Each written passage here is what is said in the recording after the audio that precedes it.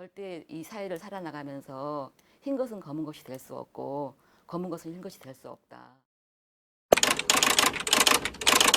9월 16일입니다.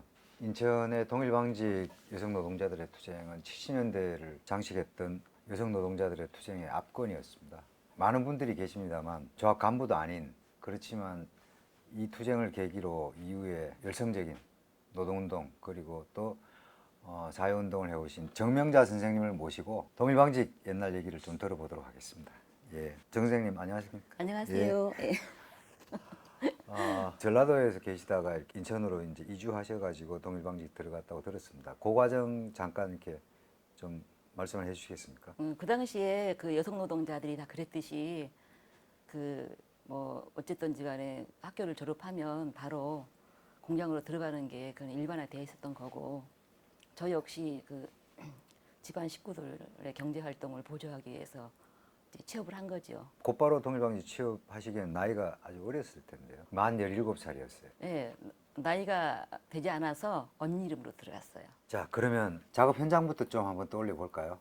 거기는 신체 검사를 굉장히 이렇게 엄하게 했었어요. 잘 부려먹으려고. 그러니까 그 현장에 그 30도가 넘는 온도 속에서 땀을 뻘뻘 흘리면서 견뎌내려면 건강한 체격을 가진 사람이 일을 할 수밖에 없는 그런 사업장이었거든요. 그래서 이제 저는 양성 시절부터 노동자 활동을 했기 때문에 예. 계속해서 부소이동 당하고 그래서 그만 해고당할 때까지 계속 양성만 했었어요. 틀에 앞에 쓴 적이 한 번도 없어요. 예. 76년에 입사하시고 곧바로 이렇게 조합 활동 열성적으로 가게 되는 그런 과정은 천천히 좀 말씀을 좀 해주시죠. 현장에 들어가자마자 이제 그 저희 정방은 이게 노동조합이 굉장히 활발했던 반이에요. 그 노동자 교육을 했었는데 그 제가 들어가자마자 찍힌 거죠, 언니들한테. 근데 나를 찍은 사람들이 상직 간부 가자마자 클럽을 만들었어요. 불사조 클럽을 만들었어요. 불사조. 예예, 아, 영원히 예. 죽지 않는다. 네. 75년 3월에 입사를 하셨고 그리고 76년에는 정기대의원대가 진행이 되면서 사측에서 본격적인 노조 탄압이 이루어지게 되겠습니다. 아마 1년이 채 안 돼서 그 무렵에 이제 이런 것들을 보면서 같이 이제 동료들하고 싸움을 시작하셨잖아요. 네. 그 과정을 좀 얘기를 해주시겠습니까? 그런 우리 노동자들이 이렇게 정당한 대우를 받아야 됨에도 불구하고 대우를 못 받는 거는 기업주가 나쁜 것도 있지만 구조적으로 노동 3권에 의해서 노동법이 이렇게 묶이고 이래서 노동자들이 아무것도 합법적인 노동자업도 할 수 없게 만드는 이런 현상에 대해서 그때부터 생각을 했던 것 같아요. 그러니까 우리 노동자들은 노동자 활동을 열심히 하는 것이 우리의 권리를 되찾는 것이 이 나라를 더 살기 좋은 나라로 할 수 있겠다. 그런 생각을 했었고 회사에서 일을 할 때 일은 그냥 하는 거예요. 그냥 네. 정말 기계처럼. 근데 상직 간부들이 문짝으로 이렇게 손을 움직이면 바로 파업하고 바로 바깥으로 나가는 거예요. 이 투쟁의 진행 과정 이런 부분들이 구체적으로 이렇게 됐으면 좋겠거든요. 그러니까 그때 본인이 겪으셨. 노동조합을 와해시키기 위해서 지부장을 하고 총무를 연행해 갔었을 거예요. 회사 앞마당에서 농성을 하신 거예요? 예. 몇 번이나 그 사람 이제 그 가족들이 예. 바깥에서 이렇게 계속해서 저희를 이렇게 응원해주고 있었어. 그리고 이제 엄마랑 아버지들이 빵도 넣어주고 밥을 못 먹으니까 지켜보고 있다는 거죠. 그렇죠. 그러면서 이제 이거를 무력으로 이제 해산시키려고 그 기동 경찰대 차가 오고 예. 그래서 동부 경찰서에 저희가 다 이제 거의 연행이 다 된 거예요. 다 이제 돼서 이제 앉아 있는데 그 사람들이 그대로 맨발로 작업복 입고 동부 경찰서 앞에까지 쫙 가서 거기서 노총가를 같이 불렀던 거예요. 아.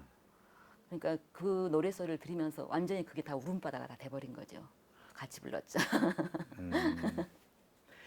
그해 연말에 이영숙 지부장님이 이제 퇴사를 하시고 당시 총무부장이었던 이총각 선배님이 이제 지부장으로 동일방직 노조를 수습하고 77년 투쟁으로 넘어가게 됩니다. 77년 2월에 사건 해부식 동일방직 사건 해부식이라는 걸 하게 됩니다.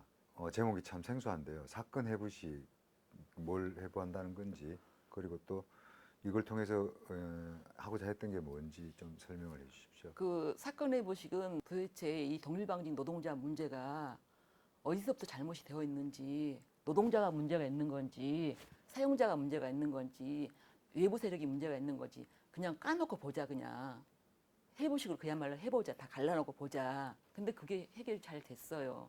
이제 그 하기 전에 이제 그 정부에서 경찰들이라든가 그쪽에서 이제 그 중재가 들어온 거죠. 중재가 정보회를 들어와서 통해서. 잘 해결이 됐어요. 그럼에도 불구하고 내부에서 계속 그 남자들과 이제 구자들 쪽그 그러니까 방해가 이제 끊이지 않았던 거지 않습니까? 네. 그러면 작업하면서 또 수시로 이렇게 노동조합에 그 관심을 갖고 또 모이고 했을 텐데 정방부서에서는 어떤 식으로 그런 모임들을 해갔는지 그런 것에 대해서 생각나는 대로 이렇게 좀 얘기를 해주시겠어요? 노동조합이 일상활동이랄까 이런 점. 네. 그거는 거의 그 당시에는 노동조합 활동하는 게 일상화돼 있었어요. 클럽 활동이 왕성했기 때문에 뭐 그 사람들이랑 같이 뭐 활동을 했었고, 그다음에 이제 바깥 활동 같은 경우는 이제 그 조금 아까 제가 말씀드렸듯이 이제 성서 연구 모임 이런 거 하면서 그 노동자가 어떻게 성서를 볼 것인가 그런 부분 공부를 하면서 이제 틈틈이 짬짬이 그 와중에서도 뭐 청계피복, 그다음에 뭐 온풍모방, 그다음에 그 기독교 안에 금요기도회 이런 데 다니면서 뭐 재판도 방청하고, 그다음에 그리고 해부식 같은 경우도 예. 이거는 정치하고 노동조합은 절대 이게 무관할 수가 없다. 그렇잖아요. 그러니까 이건 사장이 노동조합 인정해주고 싶어도 위에서 찍어내려 누르면은 그 자본과 그 권력은 결탁이 되어 있기 때문에 다수의 노동자들에 대해서 행포를 부릴 수밖에 없다. 노동자들이 정신을 차리지 않으면 이 문제는 누구도 해결할 수 없다는 생각을 했었지요. 예. 78년이 되면 이제 3년 차가 접어들어요. 그 해에는 이제 노조가 파괴되고 소위 그 동물 사건 부분들이 이제 급속하게 진행이 되던 때거든요. 해고되던 그 과정까지 말씀을 좀 해주시죠. 그달 그 똥물 사건 현장에 제가 있었어요. 2월 21일 날 제가 그 선거장에 있었었거든요. 선거장 지킴이었어요. 두려움도 좀 약간 있었고, 왜냐하면 방해 공작이 워낙 심했기 때문에. 네. 그래가지고 선거를 하고 있었어요. 네. 하고 있었는데 그 보존반 남자들이 와갖고 똥물 뒤집어 이렇게 뿌리면서 그 선거를 방해했잖아요. 방해해서 그때 형사들도 나와 있었어요. 2명 정도가. 네. 그래서 달려가서 말려달라 그랬더니 욕지거리 하면서 팔짱 끼고 있으면서 조금 더 말릴 거라고 그렇게 이제 했었고, 그럴 때는 정말 죽을 각오로 싸울 수 있겠느냐, 그렇게 해서 이제 그런 각오를 가진 사람들은 명동성당으로 가고, 이제 그나마 이 사람들이 이제 답동성당이나 이제 인천 산선에서 이제 단식을 했던 것 같아요. 그때 단식 한 13일 하니까 그 2월 21일 이전의 상황으로 가게 해주겠다, 그렇게 약속을 받고 저희가 단식을 풀었거든요. 네. 근데 그게 오면서 바뀌어요. 저희가 현장에 들어갈 수 없었고 일방적으로 4월 1일자를 해고 그 통보를 받은 거죠. 그래서 이제 4월 1일에 124명이 이제 해고가 됩니다. 네. 3월 26일에는 그 중간에 부활절 여의도 광장에서 이제 항해투쟁이 있습니다. 이때도 참여를 하셨죠? 네.